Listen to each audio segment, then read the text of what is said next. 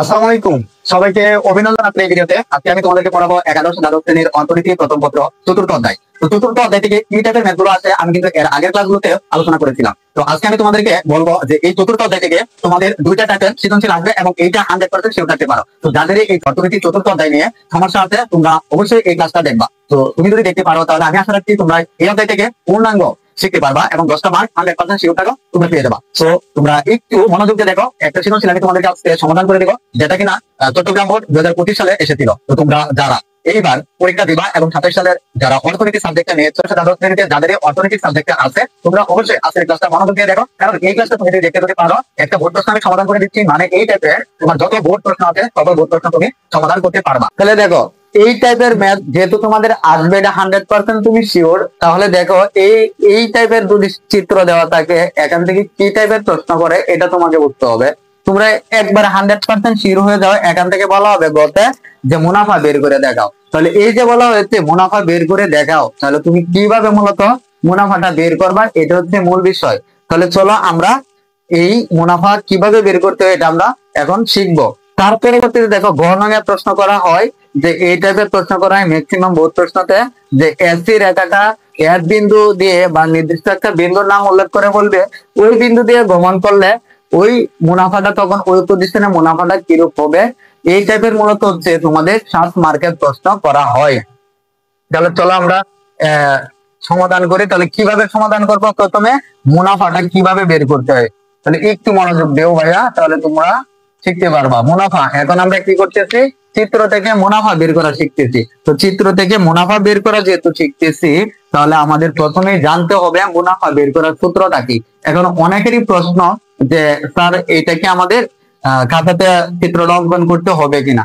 যেহেতু এই টাইপের ম্যাথ তাহলে তোমরা দয়া করে একটু চিত্রটা অঙ্কন করে নেবা, তাহলে তোমার জন্য সুবিধা হবে। কিন্তু অন্যান্য অধ্যায়ের ক্ষেত্রে যে ম্যাথ গুলো আছে এগুলো কিন্তু চিত্র অঙ্কন করার প্রয়োজন নাই। তো এই টাইপের এই অধ্যায় থেকে ম্যাথ আসলে তোমরা চিত্রটা চাইলে অঙ্কন করে দেখাবা খাতাতে। তাহলে আমরা এখন আমি আর দেখাচ্ছি না, তো সরাসরি আমরা জানি লিখবো। আমরা জানি এই অধ্যায়ের সূত্র তো একটাই ভাইয়া, আমরা জানি কি জানি ভাই বলতো, মুনাফা।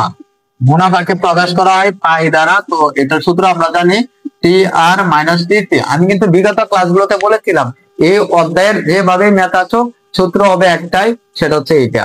তাহলে এখন তোমাকে আরো জানতে হবে টি আর কিভাবে বের করতে হয়। আমি এখানে কিন্তু দেখাচ্ছি, এই যে এখানে একটু মনোযোগ দাও।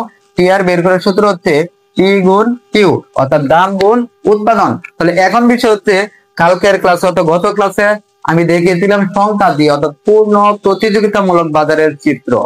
কিভাবে আমরা এই চিত্র থেকে এই যে টিআর বের করব। টিআর মানে কি, টোটাল রেভিনিউ। টিআর কি ভাইয়া, টোটাল রেভিনিউ। এই যে রেভিনিউ বের করার সূত্রটা কি, সূত্র হচ্ছে পি গুণ উৎপাদন, অর্থাৎ দাম গুণ উৎপাদনের পরিমাণ। তাহলে এখন বিষয় হচ্ছে এই চিত্র থেকে তুমি কিভাবে বের করবা উৎপাদন এবং দামের পরিমাণটা। একটু দেখো, একটা যদি শিখতে পারো তাহলে এ রিলেটেড যত বোর্ড প্রশ্ন আছে তুমি সকল কিছু সমাধান করতে পারবা। তো গত ক্লাসে আমি বলছিলাম ভাইয়া যে তোমাকে এই টাইপের ম্যাথ গুলো আগে তোমাকে 3টা জিনিস চিনতে হবে।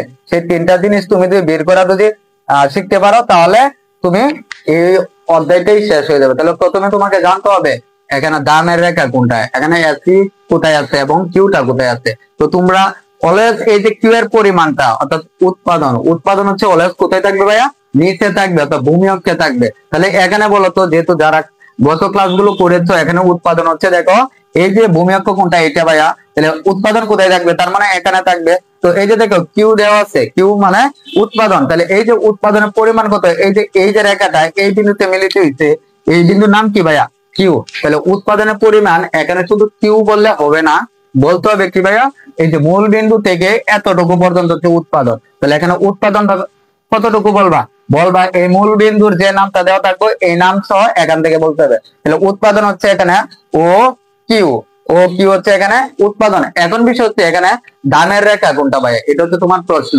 তো একটু একবার বুঝে নাও, একটু দেখো এখানে দামের রেখা হচ্ছে এ আর কি ভাইয়া, দামের রেখা। এ আর কি ভাইয়া, এখানে দাম বুঝাচ্ছি। তো সূত্রটার ক্ষেত্রে তুমি এখানে পি না লিখে এ আরও লিখতে পারো, আবার পি লিখলেও চলবে। ওকে, তাহলে দেখো তোমার এখানে দামের রেখা কোনটা, এইটা। তাহলে এই রেখাটা কোন বিন্দুতে গিয়ে মিলিত হয়েছে, দেখো এই যে এ বিন্দুতে, তাই না। তো এ বিন্দুতে যদি মিলিত হয় এই এ বিন্দু থেকে দেখো এই যে লম্ব অক্ষ কোথায় গিয়ে মিলিত হয়েছে, এইখানে P2 থেকে মিলিত হয়েছে, তার মানে এটা হচ্ছে তোমার দাম। তো এখন বিষয় হচ্ছে এই অক্ষর দেওয়া থাকলে তখন শুধু P2 বললে কিন্তু হবে না, বলতে হবে কি মূল বিন্দু থেকে, মূল বিন্দু কোনটা, এই যে এটা ও P2 হচ্ছে তোমার দাম। তাহলে এখানে তুমি লিখে নিতে পারো আগে ও P2 হচ্ছে দাম। দাম কতটুকু ভাইয়া, ও P2 হচ্ছে দাম। এরপরে আরো একটা জিনিস তোমাকে চিনতে হবে, সেটা হচ্ছে এসি। আমি এর গত ক্লাসগুলোতে বলেছিলাম যে একটা চিত্র থেকে তোমাকে তিনটা জিনিস আইডেন্টিফাই করতে হবে। সেই তিনটা জিনিস কি কি একটু দেখো, পি, এসি আর কিউ। তো তোমরা অলওয়েজ কিউটাও কিন্তু এখন চিনে ফেলছো, এটা এই চিত্রে হোক আর ওই চিত্রে হোক। এরপর তোমরা পিটা আইডেন্টিফাই করবা, তারপর কি এসি। একটা চিত্রে আমি বলেছিলাম গত ক্লাসে অনেক চিত্র দেওয়া থাকবে, অনেক রেখা থাকবো, অনেক রেখা চেনার দরকার নাই, তোমার চিনতে হবে এই তিনটা জিনিস। এখন আমরা এসি বের করবো। এসিটা কেমনে বের করবে একটু দেখো, এসি রেখাটা কোথায় আছে একটু দেখো তো। এই যে এসি রেখা হচ্ছে এটা, এই রেখাটা কোন বিন্দু থেকে মিলিত হচ্ছে, বি বিন্দু। এই বি বিন্দু থেকে কোথায় আছে, যে P1 এ। তাহলে তোমার এখানে এসি হচ্ছে P1। তাহলে এখানে বিষয় হচ্ছে P1 বললে হবে না, বলতে হবে কি মূল বিন্দু থেকে। তাহলে মূল বিন্দু ও P1 হচ্ছে এসি। এখন আমরা চলো এখন ক্যালকুলেশন করি। তো টি আর বের করার সূত্র পি ইন্টু কিউ। তাহলে পি এর মান কত পাইছো দেখো তো, ও P2, ও P2 গুণ দিবা, গুণ দেওয়ার পরে কিউ, কিউ এর মান কত পাইছো দেখো, ও কিউ পাইছো। তাহলে এখন হচ্ছে দেখো আমি যদি এখানে সংখ্যা দিতাম, সংখ্যার ক্ষেত্রে তুমি একটা যে কোনো একটা নর্মাল সংখ্যা বলে গুণ করে ফেলতে পারতা, কাজ করে বলে ফেলতে পারবে। কিন্তু বিষয় হচ্ছে এখন কি তুমি ও P2 ও কিউ বললে হবে গুণফল, হবে না। তাহলে একটু মনোযোগ দাও, দেখো প্রথমে যা আছে তা লিখে ফেলবা ও P2। তাহলে দেখো তো গুণফল এটা কেমনে বের করতে হয়, ও P2 তুমি লিখছো, লেখার পরে দেখো এই যে এই বিন্দুতে যাবা, এই বিন্দুর মান কত দেখো এ, এর পরে কত আছে দেখো এই যে কিউ, এই যে দেখো এই কিউটা লিখে দিবা। তাহলে কি মানে হচ্ছে তোমার এই চতুর্দিকের মানগুলো লিখে ফেলবা, ও P2 এ কিউ। এই মাঝখানের বিন্দু কিন্তু লাগবে না, এগুলো হচ্ছে তোমার এস এর মান কিন্তু। তাহলে আমরা টি আর এর মানটা পাইছি কেমনে দেখো, ও P2 এ কিউ, এটা হচ্ছে এই দুইটা সংখ্যার গুণফল আমরা পেয়েছি। এখন আমরা বের করবো কি ভাইয়া, টিসি। টিসি কেমনে বের করতে হয় ভাইয়া, এসি গুণ কিউ। তাহলে একটু দেখো এসি কোনটা, এসি হচ্ছে এটা, তাহলে এসি কোন কত, ও P1, ও P1 গুণ কিউ এর মান তো অলওয়েজ এখানেও যা এখানেও তাই হবে। তাহলে ও কিউ হচ্ছে উৎপাদনের পরিমাণ। ওকে, এখন হচ্ছে এই দুটা গুণ করবো, এই দুটা এখানে যা আছে প্রথমে এটা লিখবা ও P1, তাহলে ও P1 এই বিন্দুতে মিলিত, তাহলে বি কিউ।